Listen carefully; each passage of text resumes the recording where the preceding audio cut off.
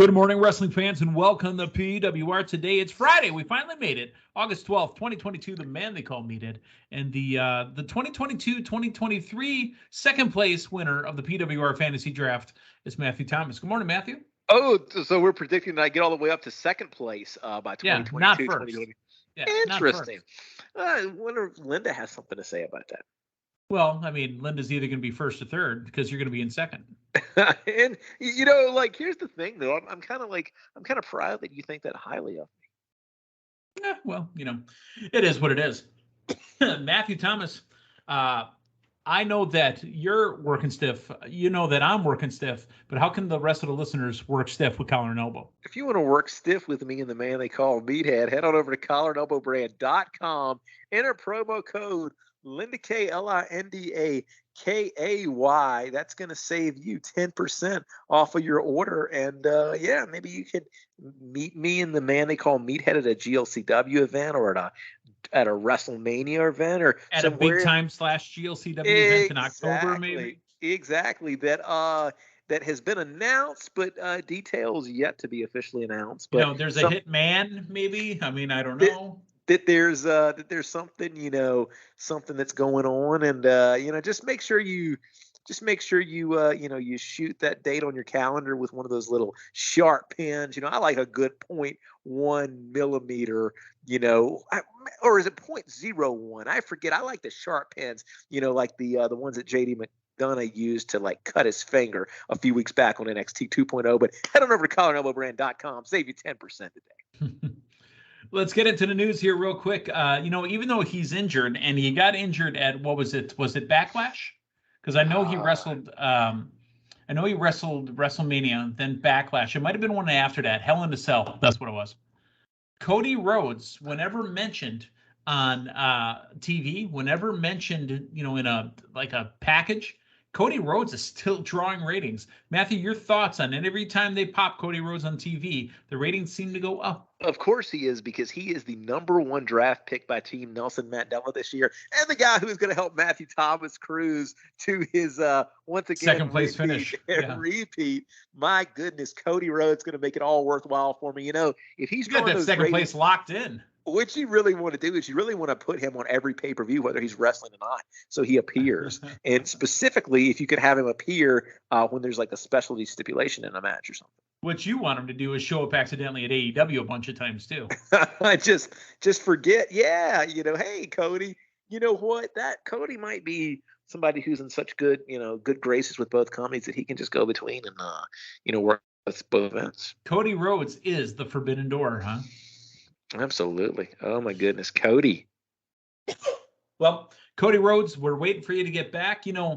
Honestly, they told Cody Rhodes 9 months, which would land him around, Royal Rumble. I wouldn't doubt that he's going to be ready probably by Survivor Series. So maybe he makes an appearance, just doesn't have a match, and they kind of work him onto TV at that point. And I wouldn't put it to get past them to be in the Royal Rumble match. Maybe he comes out of a giant egg. No, that's the Undertaker career 3.0. Eggman. In an alternate universe, that's actually Ric Flair in his third retirement match. It'll be him versus an egg. Oh my goodness! At this point, man, I tell you what, I would put down money for Ric Flair's last match too. You know what? And if he's wrestling Nick Gage, I'm done with wrestling. Because that meme was going around right after the last match. Final match. That meme was going around. Ric Flair's final match 2. Nick Gage versus Ric Flair. Oh, come on. Oh my goodness. All due respect to Ric Flair, and even Nick Gage. All due respect to him as well. Please, please, please don't make that match.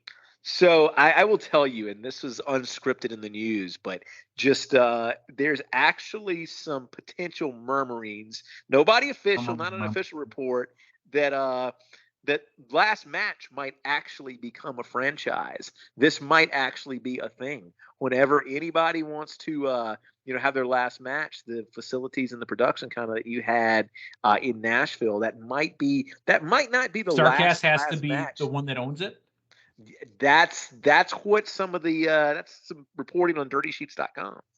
DirtySheets.com, where you get all your laundry done at DirtySheets.com. Hey, let's go from one Flair to another. There is kind of murmurings as well. When is Charlotte coming back? Well, we do know when she's going to return to the network, the Peacock network, that is.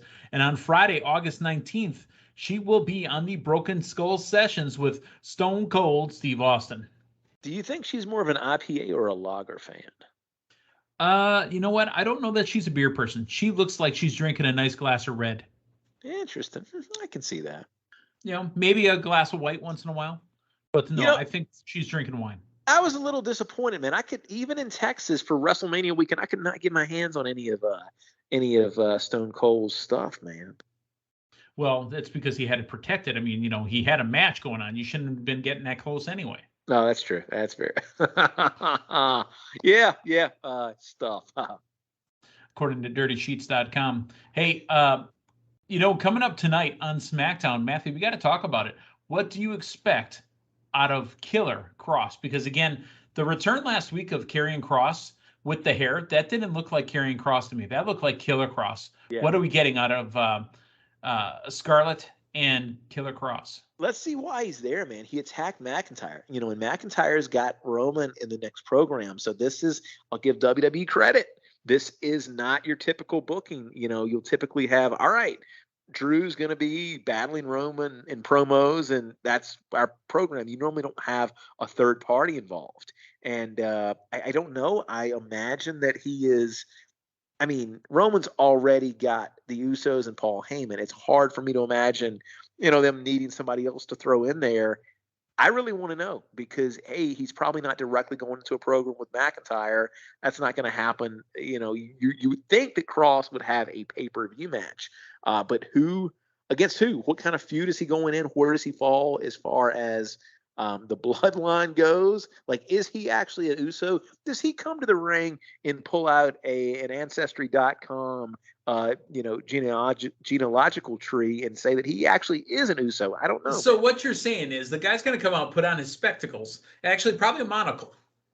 He's going to come out to the ring with a monocle and say, after doing further investigation, I've realized that I am also Samoan, and I am a member of the Samoan dynasty, and I'm a Us. So Sami Zayn, you're done. Do you think Sami Zayn comes out and goes against Karrion Kross? Oh my goodness. That could be interesting, man. Like the Sammy dynamic thrown in there could be great, but because there's a single wrestler to go against Karrion Kross in the bloodline. And let me ask you this: is it almost becoming expected now in the 2 weeks that it's been expected? Are we going to be waiting around at the edge of our seat each week for something crazy to happen at the end of SmackDown and Raw? Because that's the precedent that's been set. Killer Kross, right? You got to be careful. You got to be careful with the precedent that's getting set because, I mean, here we've had the return at SummerSlam of Bayley, Io Sky, Dakota Kai, Karrion Kross. We've had Dexter Lumis. I mean, the company and the television show has not confirmed it, but all you have to do is look at the screen and watch the video. It's Dexter Lumis. Yeah. And there's talk, too, that maybe Dexter Lumis is part of The Way, and The Way is returning to main television. Would that be so entertaining? My goodness. And but you got to remember, a member of The Way is also Mr. Money in the Bank. You got to bring Indy up, and, you know, maybe you can recreate the Edge and Lita, deal live there on TV with Dexy and Dexy and Indy. You could also have Johnny Gargano and Candice LeRae. The possibilities are endless. They are endless. Well, tonight we're going to have endless opportunities for them to surprise us again. I don't know how much surprising we're going to get. Remember, we're getting an Intercontinental Championship match between Shinsuke Nakamura and Gunther.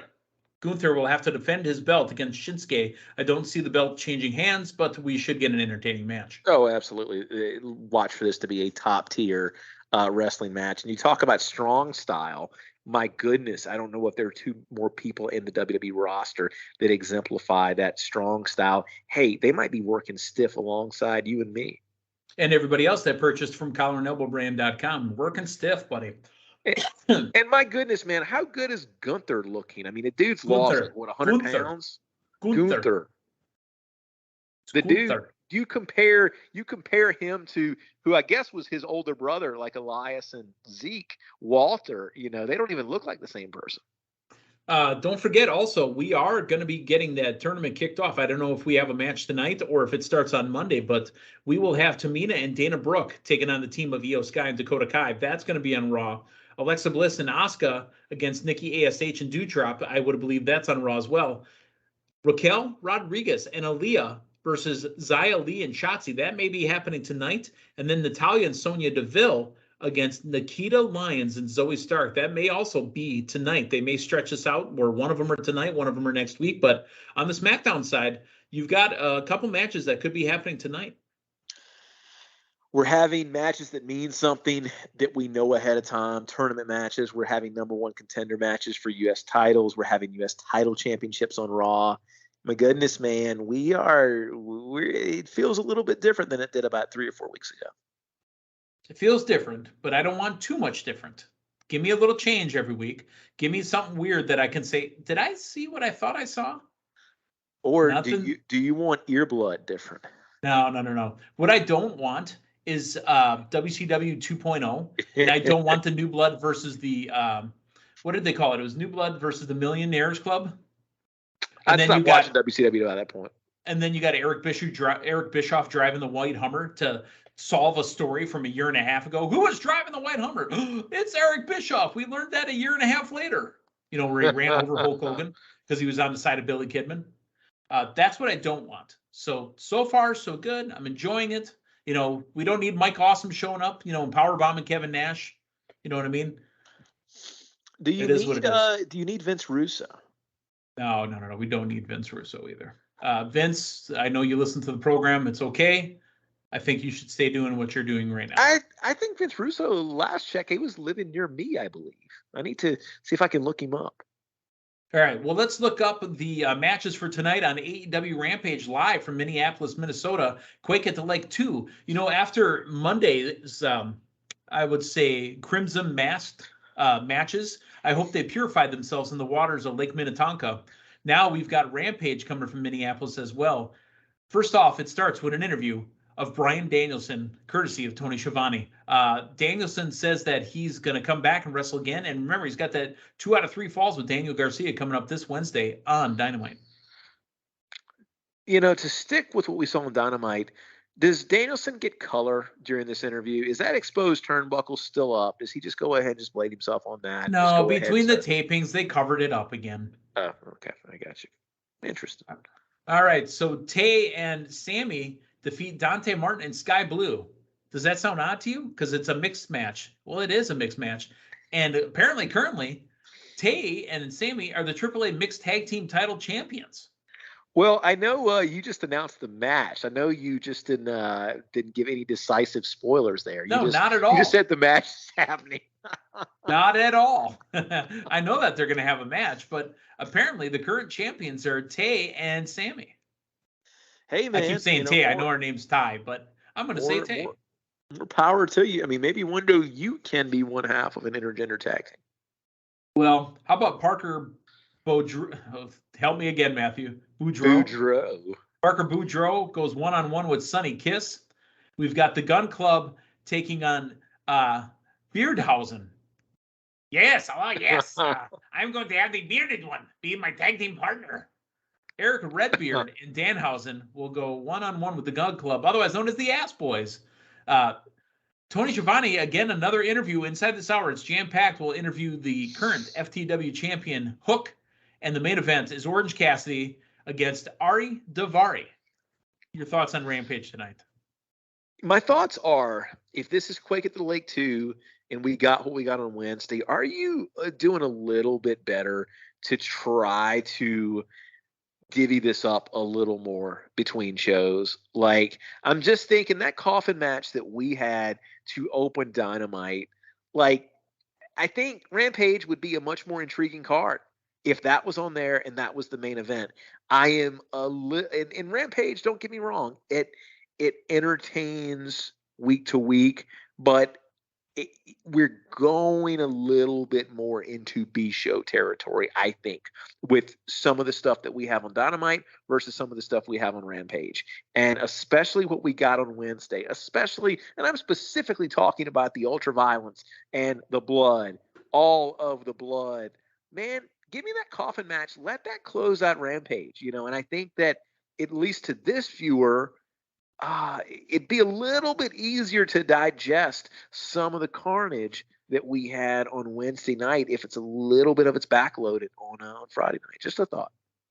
Well, I believe TBS and TNT both have the same, restrictions as far as, what they can show, what they can't show. It's all owned by Turner. It's all owned by Warner Brothers, Time Warner Inc., not Time Warner Cable, but Time Warner.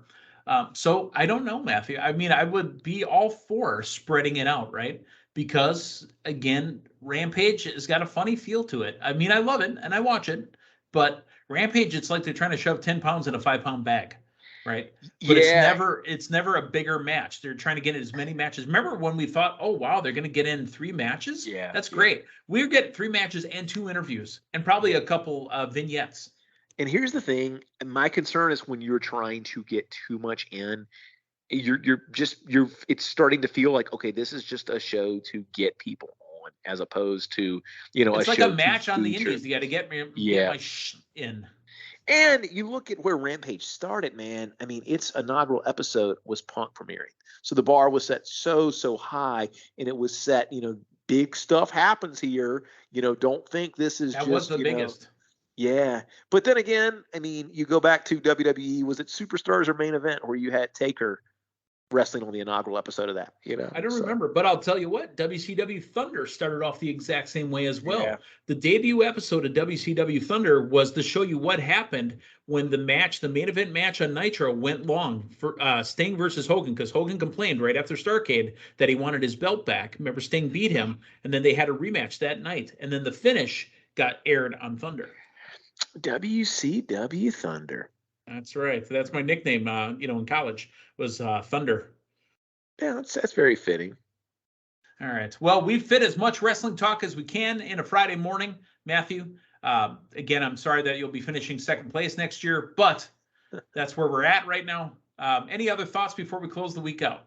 Hope everyone has a wonderful weekend, and head on over to ColoradoBrand.com. Enter promo code Linda K. Save 10% off and work stiff with Matthew and the man they call Meathead. Oh, yeah. Well, you can work stiff. I just don't want you being by me stiff. That's all. Very well put. For Matthew Thomas, for Linda K., I'm the man they call Meathead. Hey, thanks for stopping by. Thanks, and like and subscribe. Again, we talk about this all the time.